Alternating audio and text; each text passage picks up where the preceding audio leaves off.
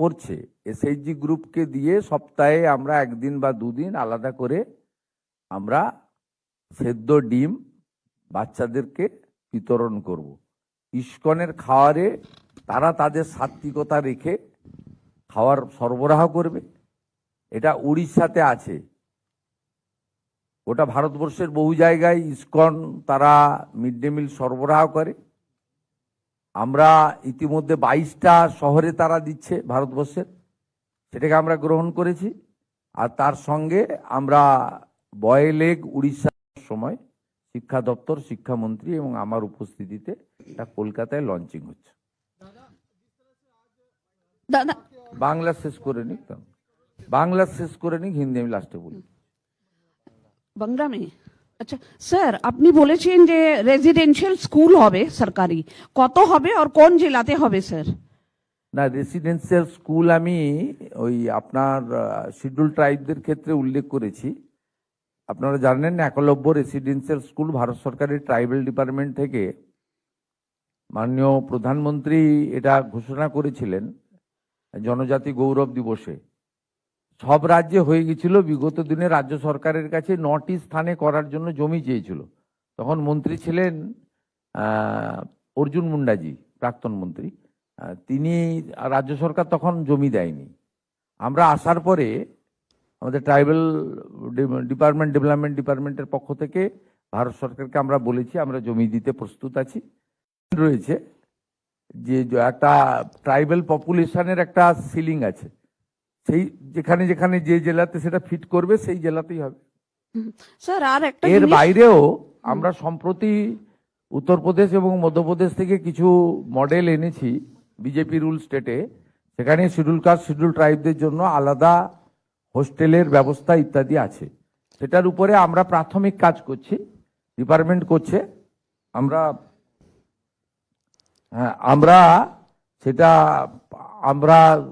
সেখানেও হোস্টেলের ব্যবস্থা করব। আর দীর্ঘদিন ধরে পেন্ডিং ছিল নবোদয় বিদ্যালয়। আমরা আসার পরে 5 জায়গায় জমি দিয়েছি, স্যাংশন হয়েছে। মালদা, সাউথ 24 পরগনা, পূর্ব বর্ধমান, ঝাড়গ্রাম এবং জলপাইগুড়ি। বাঁকুড়াকেও জমি দিলাম তো আমরা, বাঁকুড়াতেও এটা ট্রাইবাল ইউনিভার্সিটি। মাননীয় মুখ্যমন্ত্রী স্যার, একটা স্মার্ট ক্লাস আর ডিজিটালি স্কিলড বাচ্চাদেরকে করা হবে স্যার, এটা একটু বলবেন স্যার? বললাম তো 1200টা স্কুলকে প্রাথমিকভাবে চিহ্নিত করা হয়েছে, পরপর হবে, আস্তে আস্তে হবে। পিছিয়ে পড়া জেলাগুলিতে অগ্রাধিকার পাবে। মাননীয় মুখ্যমন্ত্রী, বলছি বিগত সরকারের আমলে আমরা দেখেছি প্রায় 8000-এরও বেশি স্কুল বন্ধ হয়ে গিয়েছে উত্তরবঙ্গ থেকে দক্ষিণবঙ্গ, সমস্ত গোটা রাজ্য জুড়ে। সেই স্কুলগুলোকে পুনরায় খোলার জন্য আপনারা কি পদক্ষেপ করবেন? সেটা এখানে 2 মন্ত্রী আছেন, প্রধান সচিব আছে, তারা রিভিউ করবেন। সেখানে ছাত্রছাত্রীদের সংখ্যার উপরে নির্ভর করে, এবং এটাও ঠিক টিচার নন টিচিংও আমাদের বহু জায়গায় নেই। সামগ্রিকভাবে একটা বড় রিভিউ দপ্তর করছে, স্কুল শিক্ষা দপ্তর একটা বড় রিভিউ করছে।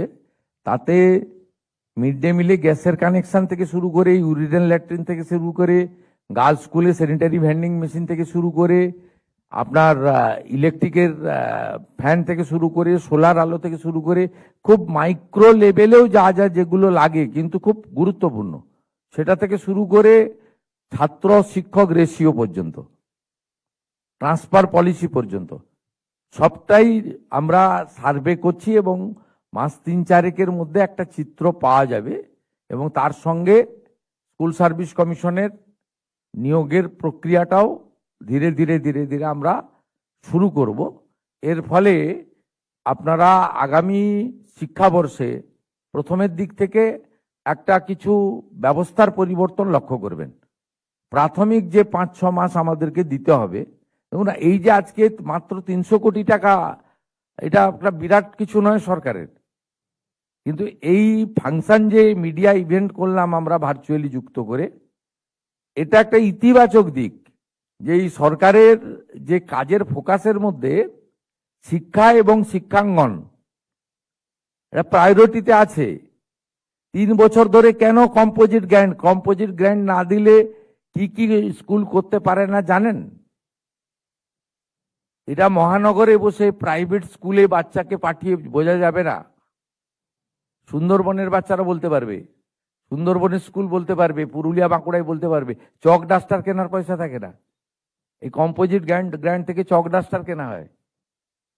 আপনি যদি চক ডাস্টার কেনার স্কুলের মিনিমাম মিসেলেনিয়াস এবং কন্টিনজেন্সি খরচ, একটা বালতি, একটা জলের পট ভেঙে গেলে, একটা যেখানে কলসিতে জল থাকে ভেঙে গেলে কেনার পয়সা নেই, এগুলো এইখান থেকে হয়, কম্পোজিট গ্র্যান্ট থেকে। আপনি ভাবতে পারছেন একটা বিগত দিনের সরকার চক ডাস্টার কেনার টাকা বন্ধ করেছিল।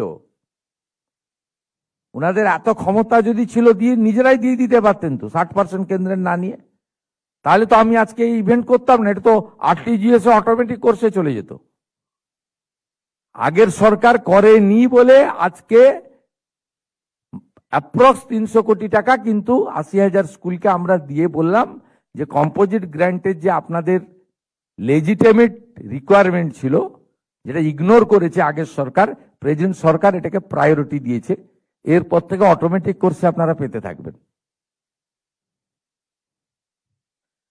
हिंदी में बोलिए, बोल के खत्म कीजिए। सर, जिस तरह से राज्य सरकार की ओर से आज जो कंपोजिट ग्रांट के लिए लगभग 8,000 से ऊपर स्कूल 2096 करोड़ 80,000 के लगभग और 2096 करोड़ रुपीस का जो अप्रॉक्स आप लोगों ने अमाउंट रिलीज किया है, इससे पहले की सरकार की, जिस तरह से आपने यही बात कहा है कि सरकार की ओर से कुछ स्टेप नहीं लिया गया था, कितना जरूरी है?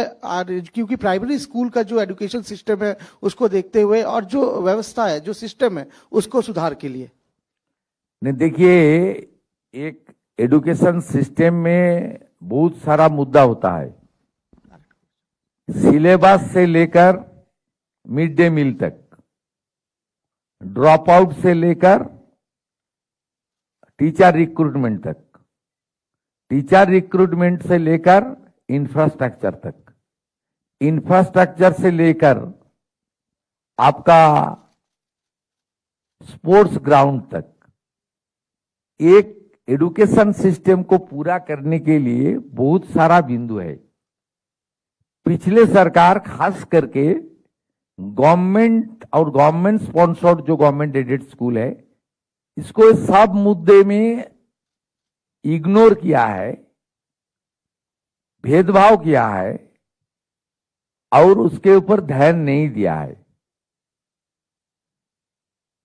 तुष्टीकरण, भ्रष्टाचार, out distribution of the toll, इसमें उन लोग का प्राथमिकता था। लेकिन वर्तमान सरकार का प्राथमिकता है एजुकेशन और हेल्थ, उसका साथ सरकारी एम्प्लॉयमेंट और इंडस्ट्रियल ग्रोथ, ये हमारी प्राथमिकता है। इसलिए हम लोग नेशनल एजुकेशन पॉलिसी को एक्सेप्ट कर लिया। पीएमसी के अंदर 800 स्कूल अप्रूव हुआ है। लाइब्रेरी, लैबोरेटरी से लेकर हर विद्यालय को स्मार्ट, मॉडर्न और उनका जो मूलभूत सुविधा है उसको देने के लिए हम लोग कोशिश शुरू किया है। आज एक छोटा राशि 300 करोड़, ज्यादा राशि नहीं है, 300 करोड़ से भी कम है, ये आज हम लोग आरटीजीएस करके हम लोग ट्रांसफर किया। इसलिए ट्रांसफर किया, पिछले 3 साल कंपोजिट ग्रांट पिछले सरकार ने नहीं दिया था। एक तो सेंट्रल गवर्नमेंट का साथ विरोध हुआ था, विरोध किया था, यूटिलाइजेशन सर्टिफिकेट नहीं दिया था। नेशनल एजुकेशन पॉलिसी सब स्टेट ने स्वीकार कर लिया। वो बीजेपी रूल स्टेट हो सकता है, नॉन बीजेपी रूल स्टेट हो सकता है। ओनली वेस्ट बंगाल, जिन्होंने आयुष्मान भारत को भी स्वीकार नहीं किया, पीएम क्रॉप इंश्योरेंस को भी स्वीकार नहीं किया, पीएम आवास को भी स्वीकार नहीं किया, प्रधानमंत्री सिंचाई योजना को स्वीकार नहीं किया, प्रधानमंत्री सूर्य घर को भी स्वीकार नहीं किया, उसका साथ साथ एनईपी को भी स्वीकार नहीं किया। ये सब पास्ट हो गया, पास्ट इज पास्ट। अभी नया तरीके से सरकार काम करेगा और ये कंपोजिट ग्रांट का बहुत ही जरूरी था। हर विद्यालय का day to day function, miscellaneous expenditure, contingency fund के लिए ये बहुत ही जरूरी था। इसलिए आज ये ट्रांसफर भी किया। और इस सरकार का आने वाला दिन में एडुकेशन के ऊपर क्या विजन है, कुछ बिंदु चीफ सेक्रेटरी रखा है, कुछ बात एजुकेशन मिनिस्टर ने किया है, मैं थोड़ा डिटेल्स में मैं बताया। सर आपने केंद्रीय विद्यालय को लेके भी कहा है कि लगभग नहीं, ये तो सर ज्यादा केंद्रीय विद्यालय को लेके भी कहा है कि 6 से ज्यादा केंद्रीय विद्यालय को जमीन दी गई है। इसके बारे में थोड़ा अगर बता दें सर, केंद्रीय विद्यालय को जो देखिए, पहले दिया केंद्रीय विद्यालय का जितना भी प्रपोजल पेंडिंग था सब जमीन हम लोग दे दिया है। और शेड्यूल ट्राइब को लिए जो नवोदय विद्यालय है उसको भी न्यू सैंक्शन हुआ है, मालदा साउथ 24, पूर्व बर्धमान, झाड़ग्राम, जलपाईगुड़ी में। और एक ट्राइबल यूनिवर्सिटी भी हो रहा है झाड़ग्राम में।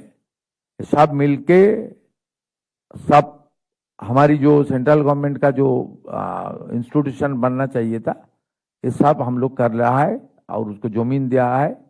और साथ साथ हमारी आने वाला दिन में SC ST के लिए हम लोग सेपरेटली कुछ स्कीम बना रहा है। अब Vivekananda merit scholarship left front regime में था, पिछले सरकार बंद कर दिया था। इस बार हम लोग वो चालू किया, उसका जो सैंक्शन उसको ज्यादा किया हम लोग विवेकानंद मेरिट स्कॉलरशिप के लिए। और बाकी जो सपोर्ट देना चाहिए था वो सपोर्ट चलेगा। हमारा जो 4 डिपार्टमेंट से हमारी साइकिल डिस्ट्रीब्यूशन, उसका नाम हम लोग सारथी रखा है, उसको भी डिस्ट्रीब्यूशन चलेगा। और आने वाला 14 अगस्त हमारी जो कन्याश्री डे था वो दिवस मनाएगा, लेकिन उनका नाम होगा कन्या रत्न डे होगा, वो भी हम लोग करेगा। जो एडुकेशन के ऊपर छात्र छात्री विद्यार्थी के लेकर जो स्कीम होना चाहिए मैं हम लोग करूंगा। और बंगाल में जो प्रॉफिट मेकिंग इंस्टीट्यूशन है वो लोग को भी हम लोग प्रोत्साहित कर रहा है, जो हम लोग को थोड़ा स्कूल में भी, गांव का स्कूल में भी कुछ काम कीजिए। जैसे हमारी PDCL पश्चिम बंगाल सरकार का एक PSU है, उनका जो प्रॉफिट हुआ है वो 1000 गर्ल्स स्कूल में सैनिटरी वेंडिंग मशीन के लिए उन लोग प्रपोजल दिया है। वो स्कूल एजुकेशन डिपार्टमेंट लिस्ट भेजेगा, उसमें 1000 स्कूल में वो लोग करना चाहता है। ये बहुत ही जरूरी है।